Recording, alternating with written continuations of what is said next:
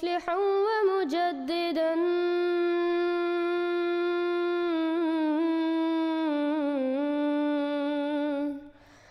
फरनू बिनज़रिन ताहिरिन व जनानी।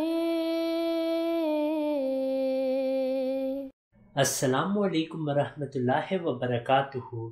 अल्हम्दुलिल्लाह सऊदी अरेबिया से एक नया फतवा आया है कि सिर्फ अल्लाह और उसके रसूल के पास हक है कि वो तकफीर करें।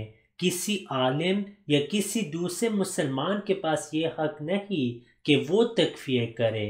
यानी जो 1974 में उलमा ने किया वो बिल्कुल कुरान और अहदीस के खिलाफ था और अहमदी भी मुसलमान हैं।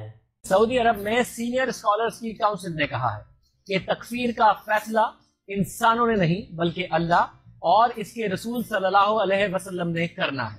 आपको बता दें कि तकफीर के मायने हैं किसी पर कुफर का इल्जाम लगाना, किसी को काफिर करार देना, और ये अहम और इंतहाई नाजुक मामला है जिसका इख्तियार सिर्फ और सिर्फ अल्लाह और उसके रसूल को है।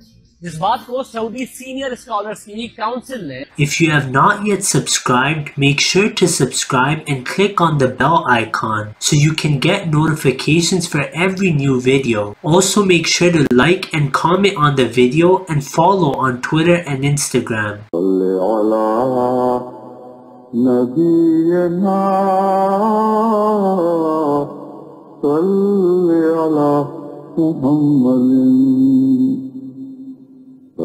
على سفينا